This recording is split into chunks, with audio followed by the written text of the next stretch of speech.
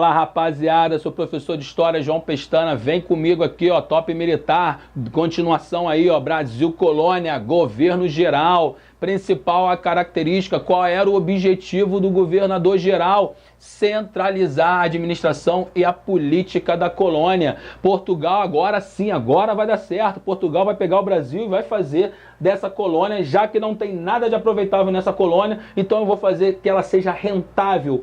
Como? Através da economia açucareira. Mas eu vou jogar a cargo de particulares? Não, porque você viu que não deu certo. Então agora é o governador, é o homem de confiança de Portugal, é o homem que vai representar Portugal aqui no Brasil. E esse homem é o governador geral. O nosso primeiro governador, Tomé de Souza, tá? Ele vai ser responsável aí por organizar, né, toda essa administração portuguesa. É ele que vai trazer toda aquela máquina burocrática portuguesa aqui para a colônia. Então é nesse momento aí você precisa entender como é que era a estrutura política, porque é essa estrutura política que vai dominar todo o período colonial. Então o governador geral, né, escolhido pelo próprio rei, ou seja, era o homem de Portugal aqui no Brasil, e junto com o governador geral tinha os seus auxiliares, ou seja, o ouvidor-mor, que era responsável pela justiça, o provedor-mor, responsável pelas finanças, né? Ou seja,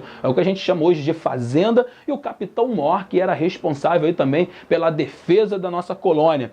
Tá? E as capitanias, nem todas eram hereditárias, algumas capitanias foram chamadas também de capitanias reais, tá? Depois eu peço aí para você ver o vídeo aí do bizu que eu vou dar aí sobre capitanias hereditárias, até onde vai, até onde termina, quando muda, tá? Isso aí às vezes tem essas pegadinhas nas questões, nas provas do Colégio Naval e da SpaceX, mas você vai ver aqui comigo, tá? Então, e essas capitanias, tá? Ou seja, existia também uma administração, tá? Tinha que ter o poder local, porque o poder geral, o governo geral, né, mandava em toda a colônia, mas cada capitania tinha também uma administração. E em cada capitania tinha o poder local, que era os membros das câmaras municipais. E esses membros das câmaras municipais têm um nome legal que era dado para eles, né, que era o tal dos homens bons. Quem são esses homens bons? Gente, a elite colonial, os grandes proprietários de terra e de escravos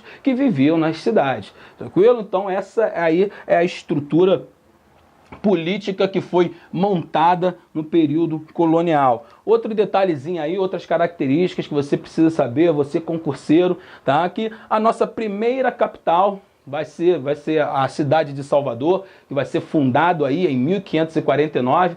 A cidade de Salvador vai ser criada, vai ser fundada na capitania de Todos os Santos. A capitania de Todos os Santos, o rei vai comprar a capitania de Todos os Santos. Então, ou seja, a capitania da Bahia, tá? Ela era uma capitania real. Então, ou seja, nem todas as capitanias eram hereditárias, ou seja, pertenciam ao donatário. Tinha capitanias que pertenciam ao donatário, mas teve outras capitanias que eram capitanias reais, ou seja, o rei comprava. É o caso da Bahia. Por que ele comprou a capitania da Bahia de Todos os Santos? Porque ele precisava de escolher um local para ser a sede desse governo geral. E a cidade de Salvador era uma posição estratégica, não só por uma questão militar, mas também saindo de Portugal, era o local mais próximo, né? Saindo de Portugal. Outro detalhe também, é somente durante o período do governo geral, aqui ó, a partir de 1549, quando chega o nosso primeiro governador, que vai começar o trabalho de evangelização, o trabalho de catequização. O nosso primeiro jesuíta, Manuel de Nóbrega, tá? Ele vem com o governador Tomé de Souza. Então, cuidado com isso, tá, gente? Essa aí são dúvidas que acontecem muito e o aluno cai nas pegadinhas das questões, tá? Que a catequização já começou logo no início, não. A catequização, o trabalho dos jesuítas, né? A questão de expandir a fé católica vai começar quando Portugal efetivamente vai colonizar o Brasil a partir do governo geral. Então, antes de 1549, não teve jesuítas aqui. As relações indígenas, tá, entre Portugal, e os portugueses e os próprios nativos, inicialmente eram amistosas, depois, quando foi introduzida a mão de obra açucareira, que aí começou a ter a questão da escravização, os índios foram hostis, e nesse momento, quando os jesuítas vêm para cá para catequizar esses índios convertidos à fé católica, eles não podiam ser escravizados. E aí, então, quem ia trabalhar na mão de obra açucareira? Quem seria, né, a mão de obra no engenho de açúcar? E aí seria a mão de obra escrava africana, tá? E essa mão de obra escrava africana era realizada pelo rentável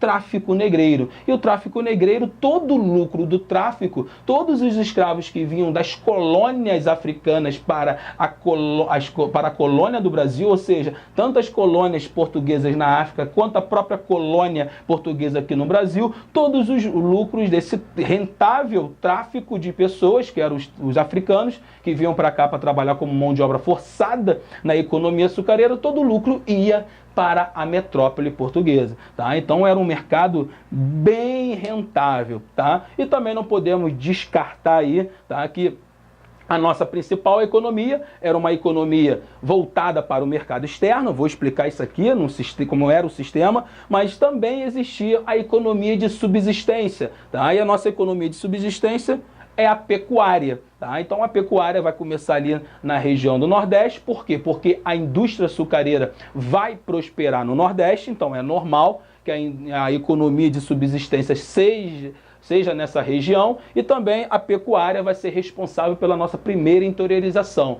tá? Mas sempre respeitando ali os termos do Tratado de Tordesilhas, tá? Então são características aí importantes. Mas agora vamos entender qual é a lógica do sistema colonial português, principalmente galera aí da SpaceX. Vem comigo aqui agora. Tá aqui, gente, o que era o sistema colonial português. De um lado, a colônia, Brasil. De um lado, metrópole, Portugal. Qual era o objetivo da colônia? Ser explorada, explorar os seus recursos naturais, explorar todas as pessoas que estavam aqui. Então, ou seja, esse era o objetivo. Colônia não é uma forma de governo. Colônia é de exploração. Explorar. Essa é a finalidade. Esse era a política mercantil. Uma das principais características do mercantilismo era o colonialismo, ou seja, ter colônias para poder explorar. E a colônia deveria criar coisas que a metrópole não poderia criar. Ou seja, produzir coisas que a metrópole não podia produzir. E a colônia deveria sustentar, enriquecer a metrópole. Então, para que esse sistema fosse perfeito, era necessário criar um pacto. E aí nasce o pacto colonial. Que pacto é esse? O pacto é o seguinte: a colônia só pode comercializar com a metrópole, ou seja, só pode vender os seus produtos tropicais para a metrópole. E por sua vez, só pode comprar os produtos manufaturados da metrópole, ou seja, então esse pacto aonde eu só posso vender para um e comprar só de um, isso tira a liberdade econômica da colônia. Então a principal característica de uma colônia, ela não tem liberdade. Liberdade de ir e vir? Não, ela não tem liberdade econômica. E por sua vez, essa colônia, ela também está proibida de criar o quê? De criar manufaturas.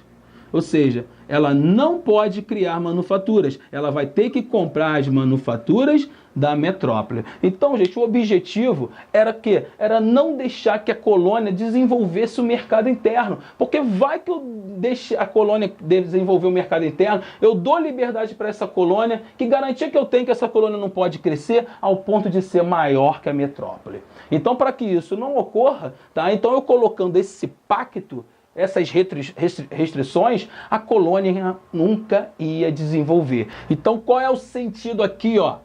Plantation, essa é a palavra. Gente, tá aqui, ó, são as características que vai determinar o atraso econômico e político e também social do Brasil. Agora, cuidado, tá? Não é somente, o sistema colonial português.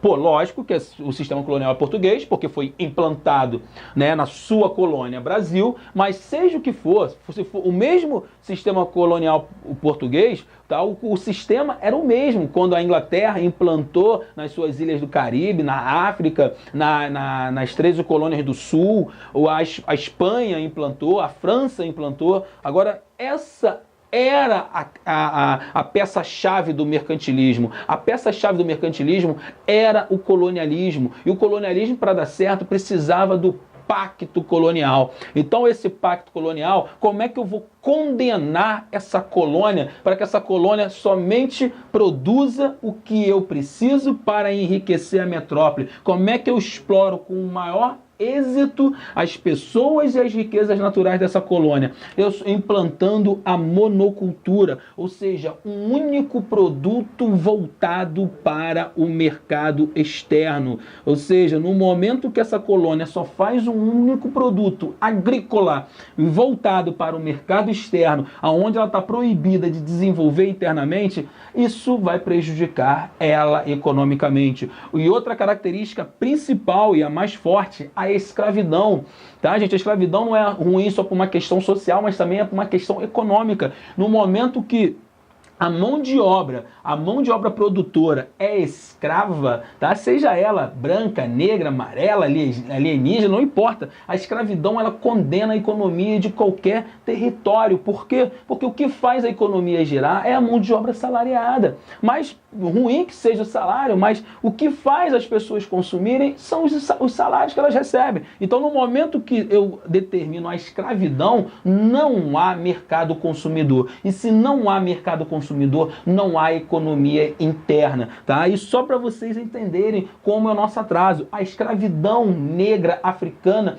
foi a força motriz de toda a economia do Brasil até o século XIX, tá? E também aí, para fechar, o latifúndio, a extrema desigualdade social, a grande, né, desigualdade aqui com o latifúndio, ou seja, grandes propriedades de terra na mão de poucas pessoas. Então tá aqui, gente, essa aqui é a essência da economia, do sistema colonial implantado por Portugal. Então, tendo em mente isso, é isso que a SpaceX quer, é isso que o Colégio Naval quer. Se você, candidato, aspirante à vaga da SpaceX e do Colégio Naval, se você entende como é que era a lógica, como é que era o sistema colonial, porque o resto é detalhes, tá? São decoreba. Mas se você entendeu essa lógica aqui, qualquer questão de Brasil Colônia você acerta, beleza? Então, rapaziada, até a próxima aula. Muito obrigado. Até a próxima.